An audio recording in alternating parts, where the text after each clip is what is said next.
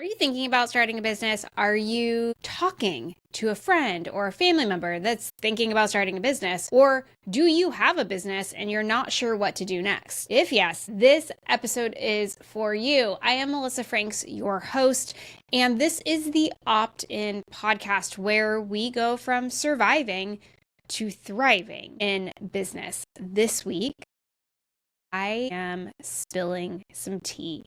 These are the 10 things that I wish every business owner knew. If they did, they would grow faster, avoid plateaus, stop spending money on things that don't move the needle, and for some, maybe never starting the business that was just destined to fail. How did I come up with this list? Well, 25 years of corporate experience, and I've sold a couple of multi-billion-dollar companies and broken apart a few too, and grown a business from 50 million to 350 million. And more than that, I've worked with nearly 50 entrepreneurs in the last 7 years and have talked to hundreds more.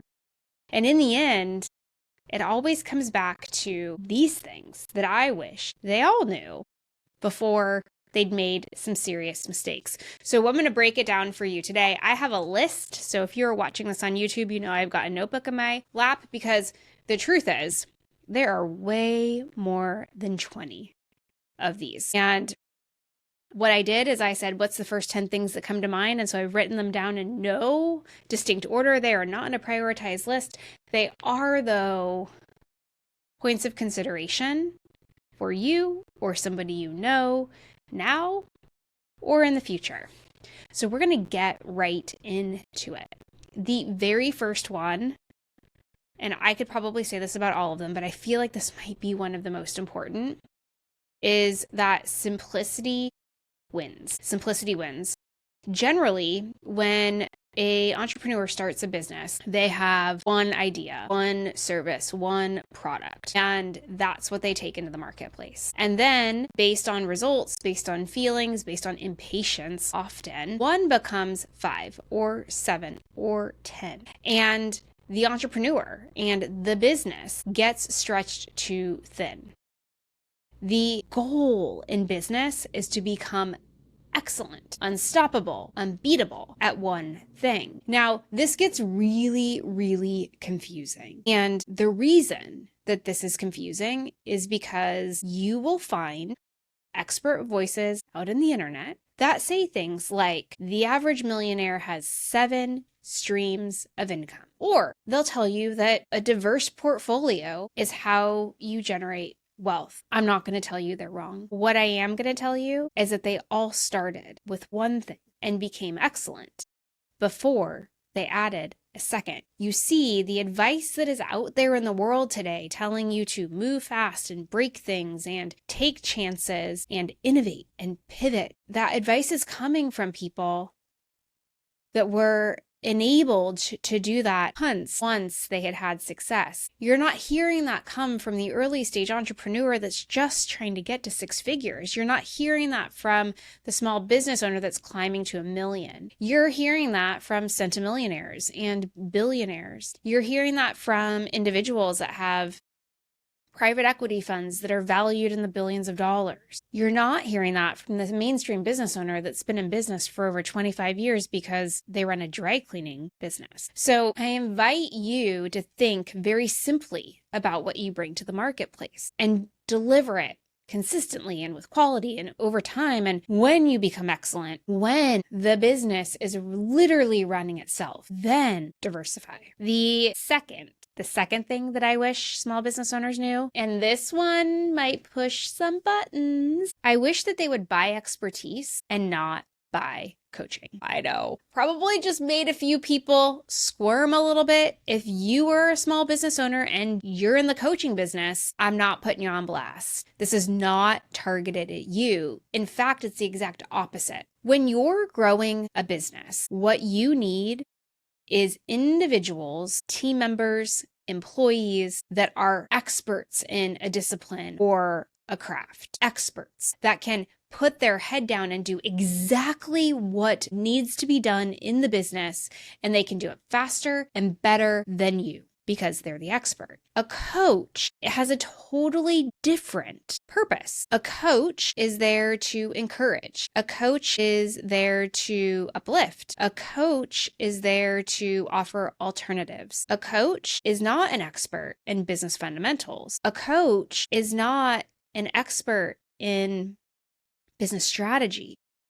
A coach is self-taught and self-made and potentially self-certified in what they have as their zone of genius, be it a life coach, be it an executive coach, be it a leadership coach, be it a wellness coach. There are so many types of coaches out there in the world. And the difference between an expert and a coach is that an expert has credentials. An expert, you can verify they have the skills and the expertise. The expert, you could call up 15 referrals and they could say, yes, they have done exactly that work in exactly that way with exactly these results. A coach can absolutely steer you in the right direction. An expert makes sure that it's done properly and with care and with your business in mind. As somebody who has paid over six figures, not 600, 6 figures to coaches over the years, what I can tell you is that they're incredibly important. They help open up other perspectives of thought. They help expand your horizons, support your personal development. All of us are multifaceted. Business is one dimension. Who we are as a human that shows up in the world, that requires development. And coaches have an innate ability to support that development, to identify where improvements can be made and then help you work through it. A coach, however, is not an expert.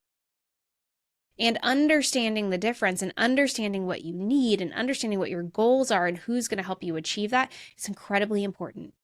If you are marching towards a 6-figure or a 7-figure line in your business, you don't need a coach. You need an expert in growth and scale. If your business has hit a plateau or has started to shrink, you don't need a coach. You need an expert that can help you with a turnaround. If you have had a marketing strategy that's just failed to yield results, you don't need a coach. You need a marketing expert and probably multiple marketing experts. You may need an advertising expert. You may need an email marketing expert. You may need a branding expert. None of those are coaches. Number 3, tinkering or pivoting your business stalls growth. It does. I hate to break it to you. Every time you change something in your business, your growth slows down. And the question that you have to ask yourself when you are considering making a change is, can I absorb the disruption to my business until this is complete?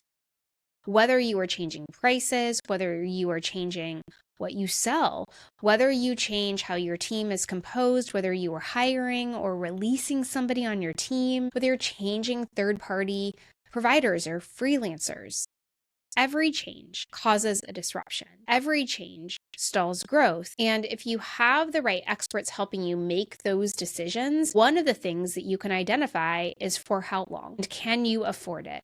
And is now the right time? Making a decision to tinker, adjust, iterate, pivot something in your business is one that should not be taken lightly. And often I see small business owners who start to see success, however that's defined for them, then start to make changes because they feel a little bit comfortable. And frankly, they get really, really bored. The best thing that a small business owner can have is a business that bores them. And the reason for that is because boring equals predictable. And when your business is predictable, it means everybody working inside of the business knows what they need to do. It means that you have a steady pipeline of people buying your goods and services. It means that your growth plan is working. It means that your business is growing steadily. It's not time to rock the boat just because it gets boring. It's time to continue to do the things that are really, really working. And that rolls into the fourth one, which is consistency trumps innovation. Every time. When the marketplace, when your customers or clients know exactly who you are, what you sell, how you serve, they have clarity, and people who have clarity are people that buy. Confused people don't buy. They just go somewhere else where it becomes clear to them. When you can show up consistently in public, in the marketplace, and clearly communicate what you are offering and what the value is, and then deliver it consistently, serve your people consistently, and have all of the people working inside of your business also doing those things consistently, growth is inevitable. You don't need to innovate to grow. What you need is time. What you need is consistency.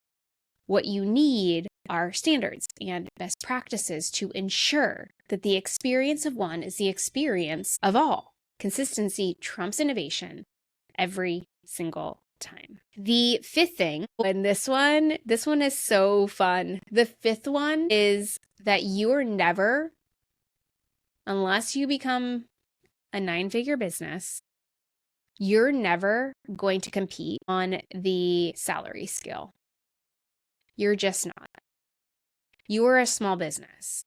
And so if you want top talent, that means that you need to win and the rewards and the benefits that you offer. This is something that stumps small business owners because one of two things either happen. Either one, the small business owner offers the big ticket salaries that Fortune 100 and Fortune 500 companies can afford. The small business owner offers salaries that 9-figure businesses are putting out into the marketplace.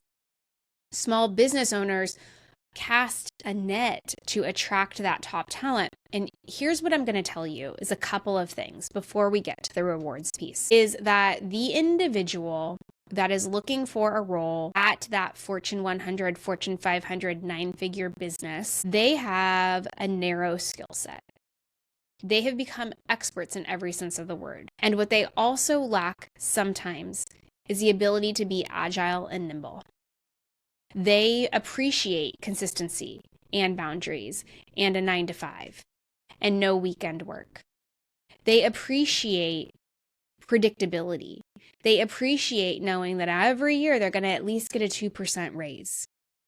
They appreciate that there's a massive human resources department that does pay parity reviews and will often do cost of living adjustments because the marketplace has changed. They have a set expectation about how their work experience is going to be that is misaligned to the world of the small business. Does that mean that you can't get top talent? No. What it means is you attract it differently. You see, there's plenty of top talent out there that is tired of the hamster wheel. There's plenty of top talent out there that doesn't work well in the confines and structure of these larger businesses. There's plenty of top talent out there that is looking for a business like yours. And so how you position yourself is not on pay, it's on rewards and benefits. Most small businesses have an abundance of flexibility. Work where you want, work when you want, work how you want, as long as you deliver the results. Most small businesses can have the flexibility to randomly provide a bonus on a Tuesday when there was a massive sales event and we broke all the records. Most small businesses can afford things like you come in the office, you get lunch. There's always snacks available. You can wear what you want. We don't really care about dress code. Most small businesses are okay with you having a side gig. If that's what you want to do, there is so much opportunity for an employee in a small business. Not only that, you allow them creativity and innovation. You allow them to be agile and change their role definition and imagine what's possible in the business. You give them a seat at the table with you, the business owner, a voice and gravitas for their input. You value their perspective and they can actually see it impact the business. There are so many benefits and rewards that come with working in a small business, so please don't try to compete on pay. It'll never work. You will always win on rewards and benefit. You will attract the right talent. You will attract the Jack and Jills of all trades. You will attract the people that become absolutely loyal to you and your business, who become fans of your clients and your customers when you can articulate the experience you can offer and how it's significantly better than anything that they could have in boring old big business. The next one, which is number 6, is gimmicks don't build loyalty. They do not. Loyalty programs, bespoke discounts, wait lists, they don't build loyalty. They may encourage action. They may create a sense of urgency. They don't create a relationship. What does is being human. And we're in a world now where you may have a business that has a name and a logo and is distinct and separate from you, the business owner, and yet people want to know who you are. They want to see behind the scenes. They want to understand what's important to you and what your value structure is. We're in a world now where there's a blurred line between those that own the businesses and run the businesses and those that shop at them, that do work with them, that interact with them. You can most definitely have a business that's independent and separate from you. You can most definitely choose not to share your personal life. However, the small businesses that have loyalty and repeat customers also have relationship and are known by name. And the client basis perceives that they know the people that work in the business. When you can build a relationship that's independent of the products and services that you sell, loyalty follows. Stickiness is a thing. In fact, you could even end up having a cult following when you humanize what you do and you show you're fallible and what you're serious about.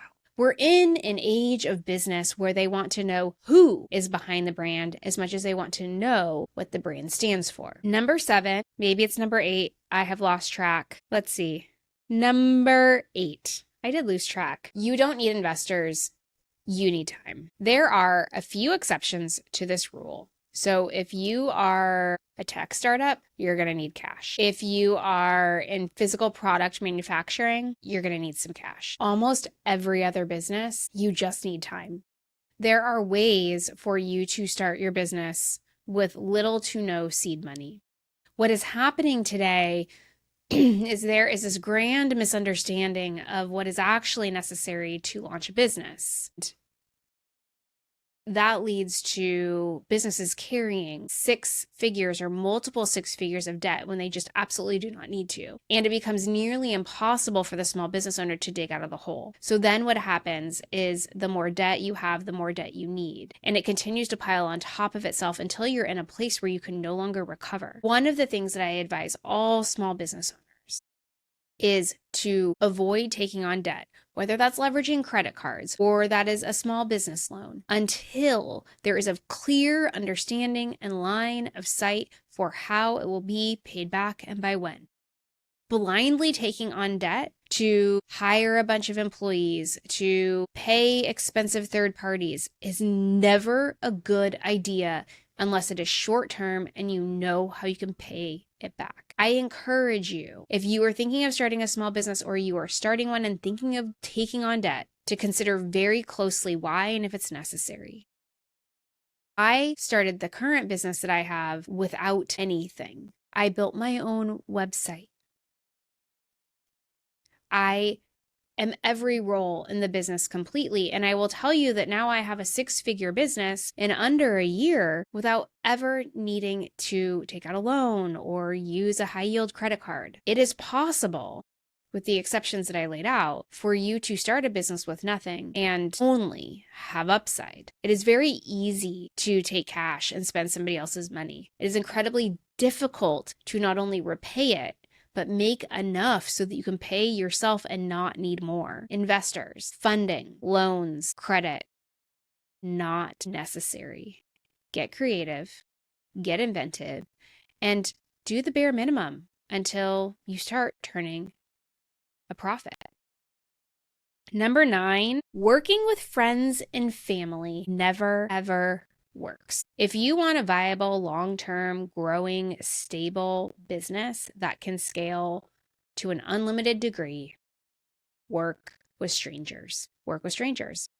When there is not an emotional tie, when there is not a familial tie between you and the people that are working with you, you make clear decisions. You make decisions based on what is best for the business, not best for the humans. When you surround yourself with family and employees, you lose sight of what their capabilities are. You lose sight of whether you actually have an expert in front of you or you have the person you had to give a job to. I have worked with countless businesses, and by countless, I mean well over 20 in the last few years that have had some combination of friends or family inside of the business. And in every case, there has been no exception. There are staffing issues that negatively impact the business because of those relationships. Sometimes it's that relationships are highly volatile and customers or clients are privy to outbursts or arguments or a refusal to help one another, which then makes the client experience horrible. In other cases, there have been people in positions where they were not qualified and they were making decisions that were harming the business. And the challenge was that the business owner, because of their relationship, didn't want to have the tough conversation, didn't want to remove the person for fear of what it would do to them in their personal life. In some cases, there was a mismanagement of funds. In other cases, there was theft of trade secrets. In every case, there was something going on behind the scenes that was negatively impacting the business. And I know that you're starting your business because you want to help the people in your life. You know the best way that you can help the people in your life is to make a boatload of money and then be able to give them some. Not loan, give them some. To be able to make a boatload of money and buy them a car or a house or take your entire family on a vacation every year. The best way that you can create generational wealth, that you can improve the quality of living for your friends and your family is for you to have an incredibly profitable, strong, stable business. And that's achieved by hiring experts who are strangers, who can just get the job done. And then the very last thing, so if you're thinking of starting a business and you think that you have seen like a gap in the marketplace, for example, and yet you don't have any expertise, don't do it. The last tip number 9, is monetize what you're good at, not what you think people need. Not many people know this about me. I just recently started talking about it, in fact, but I started 3 businesses before the business I have now. And in each of those instances, I thought I had a great idea. In each of those instances, I identified a gap either in the marketplace or in my circle of influence, and I was confident that I was going to knock it out of the park. And in each case, I failed miserably. And it wasn't until I monetized my expertise that I saw exponential success. You see, the mistake that I was making was I was trying to build a business or businesses to solve problems other people were having for which I really didn't have any expertise about. And what that proved time and time again is that I was trying to swim in a swimming pool without swim lessons. I just didn't know what I was doing. I couldn't show up credibly. I missed the mark on what was really needed. And ultimately, the results spoke for themselves. As soon as I became clear on what I was best at, and then I found a way to bring that to the marketplace, my business grew very quickly. Of course, there were some things I had to figure out, like marketing and advertising, and I knew from the very beginning that referrals was not going to build the business. Did I have some trial and error? Did I have a period of it being real slow and me being concerned if it was going to take off? Yes. I can tell the same tale every entrepreneur can. The difference is that when I started a business based on my expertise, based on what I was good at, and was clear and confident, well, then things became incredibly simple because I knew the value of what I was offering and other people were able to see it clearly. So if you're coming up with a business idea right now, you've listened to this entire podcast and you've taken notes and have said, I'm not going to do that thing. The one challenge or invitation I'm going to present to you now is your business idea something you're excellent at? Is your business idea something where you could talk to anybody right now and have them bought in to you being the one that they need to buy from? These are just 10 of the things that I wish small business owners knew. We may start a series because I have hundreds of these topics. I would love to know. You can either comment on the podcast or talk to me over on social or comment on the YouTube video. Which one of these was most helpful for you? Which one surprised you? And which one do you disagree with? I would love to get into conversation with all of you and see what your experiences around these things have been and if you're going to put anything into practice. Until we speak again, I just want all of you to know that you are wise and you are strong and you are brave and I believe in you.